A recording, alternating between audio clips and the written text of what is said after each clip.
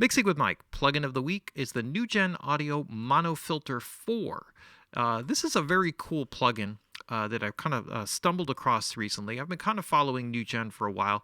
They actually make some really amazing products here that I think were more originally designed for the post-production world, but really, really fit well into music.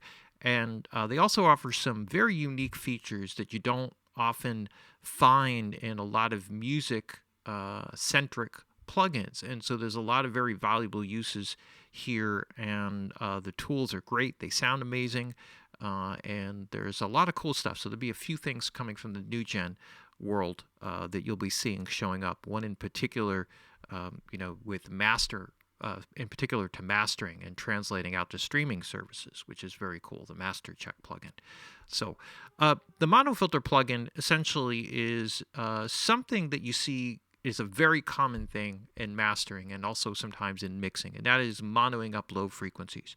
And so whatever the tool is that you're using for this, sometimes it's just a single knob where you turn it up with a frequency. You have no controls over what the slope of the crossover is or anything like that. You just select a frequency and it will mono up those frequencies. On other ones, you get multi-band processors that allow for width control at different frequency areas, and those are also valuable as well, especially for expanding the frequency range. This is not so much about expanding the frequency range as it is working from a full stereo field down to a mono field and having control over the low end. Now, the primary reason why low frequencies are monoed up, if you go back to the record days, the vinyl record days, this is important because if the low frequency was pushing to one side more than the other, like if you put the bass and there was a lot of low end energy driving and it was on one side, it would be very difficult, if not impossible, to cut that at the cutting lathe. So the mastering engineer would just mono up the bass, push it to the center, and that would make it so that the vinyl record could be cut. Otherwise, it would be driving the needle too far to one side of the groove than the other, and that creates a lot of problems. So low end has always been centered. When you look back at the early records of the 60s, like the Beatles, where they would put all the stuff on one side, a lot of those were distant miking techniques. They weren't close miking techniques. So what ends up happening is that you don't get that full direct transient impact of the low end in the same way that you do today with electronic sounds and close mic'd sounds. So there's a big difference there. Now, in terms of digital releases, you can pretty much do anything you want, although our perception of low end, our ability to actually localize it, is very difficult. It gets harder to do as we go lower in frequency, and also as we go higher in frequency, as we start to get up, like 10K and beyond there. When you start having information up there, it's moving too fast for our brain to attach onto. And a lot of the fundamentals, not all of them, when you get to bass guitar, it runs down into the, down into the 30s even if you start opening up the low end on the open E, driving it down to a low D, which some people do. But when you start to go up, most of the fundamentals of the majority of what we hear is in a range where we can, fairly easily kind of localize it. And so that's what this is all about. So let's go over the basic plugin here and talk about how it's valuable and how it's different. So here we just have an input control for the processing, left-right stereo. There's a mid-side control here, and we can adjust the gain of the mid-side level coming in. So this is not necessarily a mid-side processor per se, but you can control the balance of that. This is sometimes necessary as a way to control the signal. When you start monoing up the low end, it may stand out more, or depending upon if there's a phase differential of some kind, if you have something that's very wide stereo because of a chorusing effect, when you mono it up, it may actually kind of thin out. And so you may want to push the mid energy overall if you're getting some kind of differential there. So there's some tools here that kind of help with that. But you could adjust the level to balance out pre and post the processing. There's also an auto control here, which will do it automatically. So it'll analyze input, output, and kind of balance them overall. So you could set it up that way. This is where you control the mono filtering itself. I'll kind of get to that, spend most of the time there. There are three basic modes. There's a zero latency, which we use on live program material, where you needed to mono something up. So this might be live performance type of situations. Linear phase, This is the second, a higher quality level. So this is going to take on a bit more CPU power. It's not entirely 100% linear phase, but leaning more towards the mastering world, where you can have delay compensation. And then there's linear phase HQ. And what the HQ does is that will make it super high quality. So this is basically where you would be going more to a pure linear phase, and this would definitively be taking up more processing power on that end. Now, you could have multiple instantiations of this, and if that's the case, then you can link them. So as you make adjustments here, it would make adjustments on all the other instantiations. That has some uses in live and other aspects of, where you're doing stems and you want to, do more than one at once rather than on a mixed bus the way I have it here. There's also a phase correlation meter that you see here, and you have the ability to sort of compensate with a phase adjustment positively or negatively. Kind of, that's phase 100%, phase, and this has to do with the differential in phase between the left and right signal, so it allows you to kind of balance that out if you get too much out of phase information. There's also an auto feature which will kind of look at the phase coherency of the left-right and compensate accordingly. It doesn't really mono things up, and you'll never hear it that way. It's most of the time a pretty subtle effect, but it can be helpful when you have things that are over-exaggerated with processing that needs to be controlled a little bit. On this end, you have a display here, so as you see the information, you'll see frequencies low to high, so 20 up to 20K. And then you have gain, up and down for left and right. And so this is your width coming off of the center. So as you see signals, you'll see them going up and down, and this will be left and right information at different frequency areas. And there's a couple different ways to display it. So this would be pre or post processing. You could do third band versus, full, frequency, freeform, waveform. You'll see the difference. You have an output meter here, and then you can monitor the mono signal, which will be everything that's monoed up, stereo, which is all the unaffected or non-monoed signal, and then the full spectrum of everything. And that becomes a very valuable tool for tuning it in. So let's start by playing a little bit of a track here, and then I'll show you some of the tools here. You give the mood all these crazy feelings. What you expect me to do when it's late in the evening?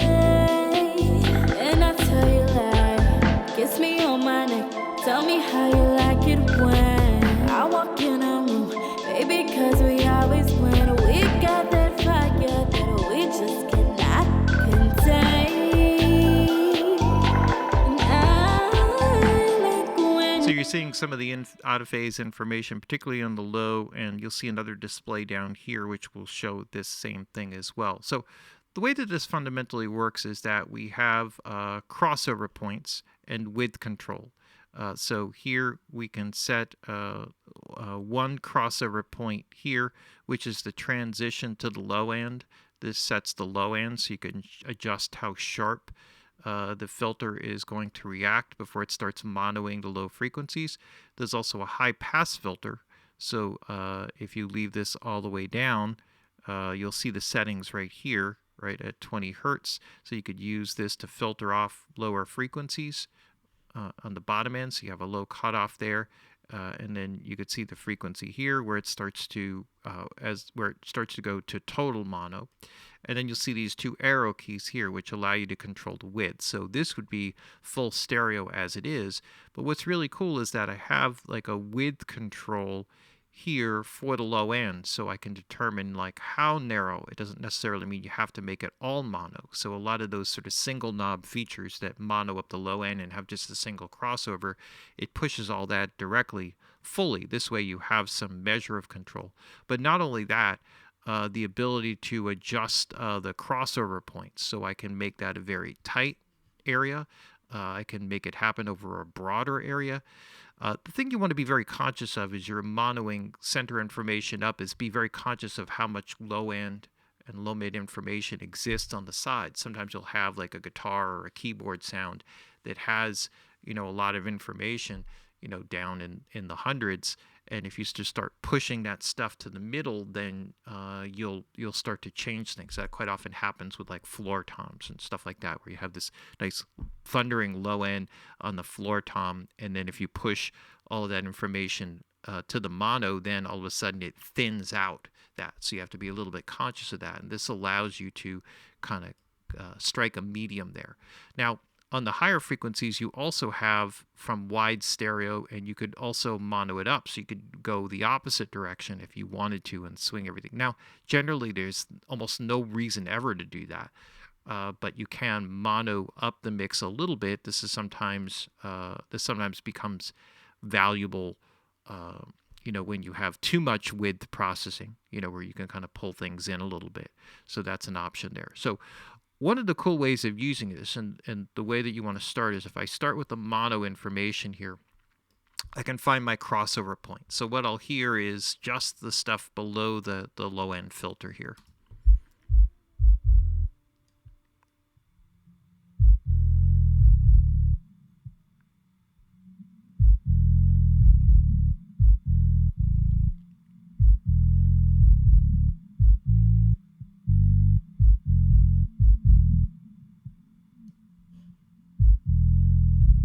And then if I go to stereo, I can hear the information above this crossover point. You give a mood, all these crazy feelings. And now that I've done that, I can go to the full mix. You give a mood, all these crazy feelings. What you expect me to do when it's late in the evening? And I tell you like, kiss me on my neck.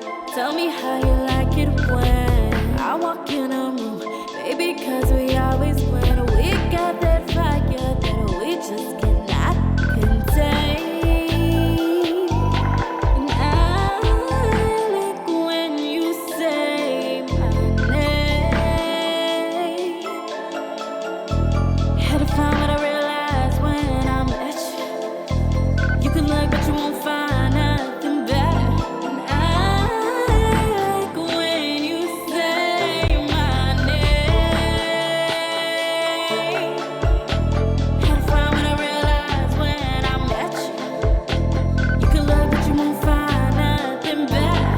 And that's just chemistry. Yes, that is chemistry. Baby, it's chemistry.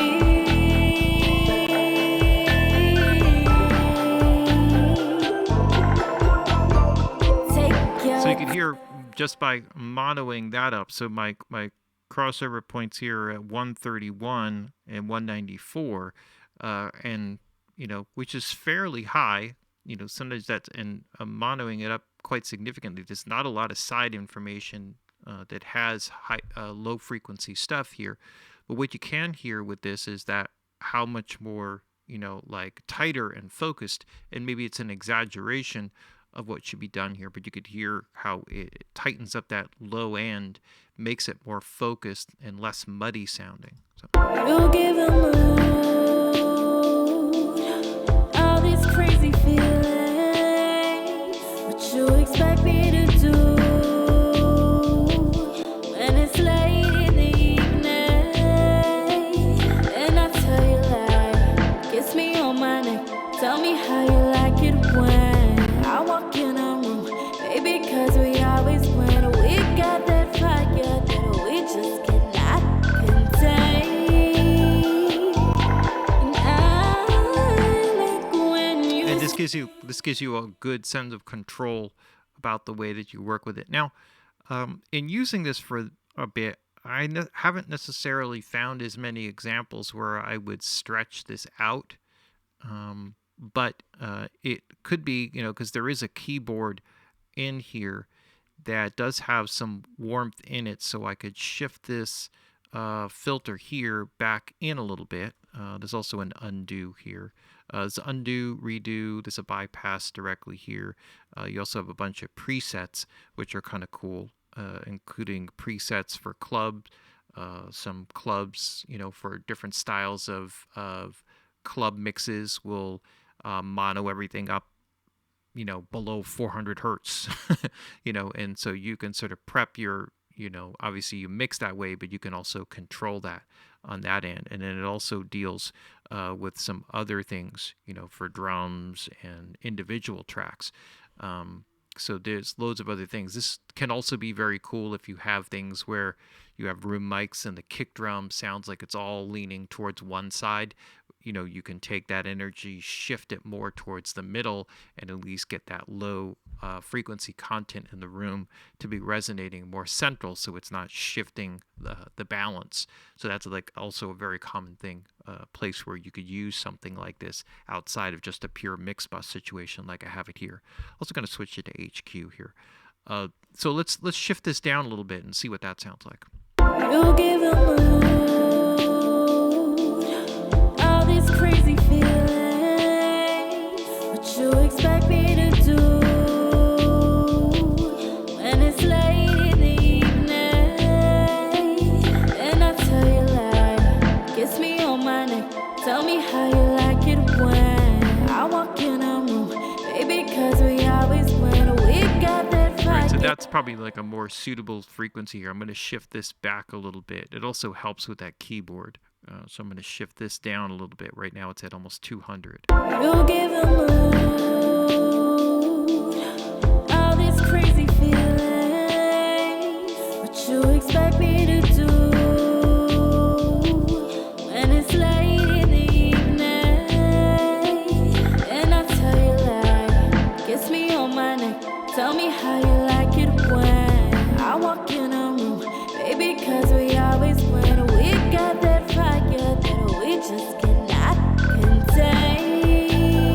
And I like when So you hear all that tightening up. Now that keyboard doesn't get monoed up too much. I can tighten that up a little bit. So, moving that into like 125, now I'm kind of getting, nearly an octave area, as a crossover.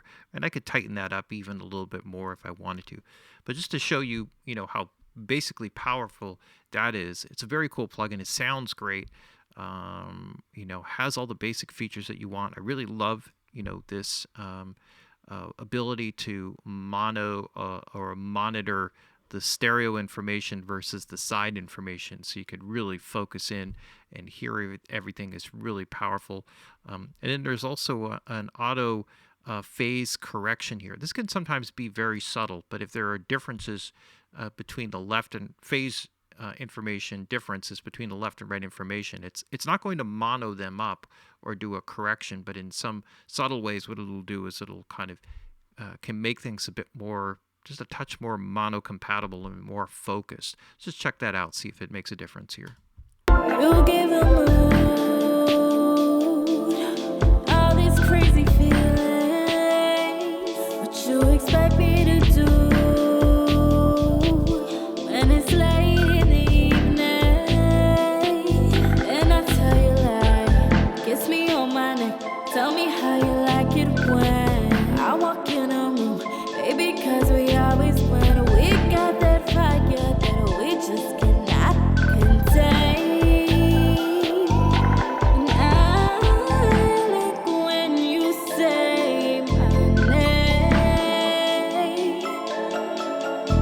Had to find what I realize when I'm at you. I actually kind of like what that does in terms of focusing the instrument. Again, it's a very subtle feature. You can also work here to do some phase adjustments manually by pushing one way or the other. It could sometimes sound a little bit odd, but here, listen to this.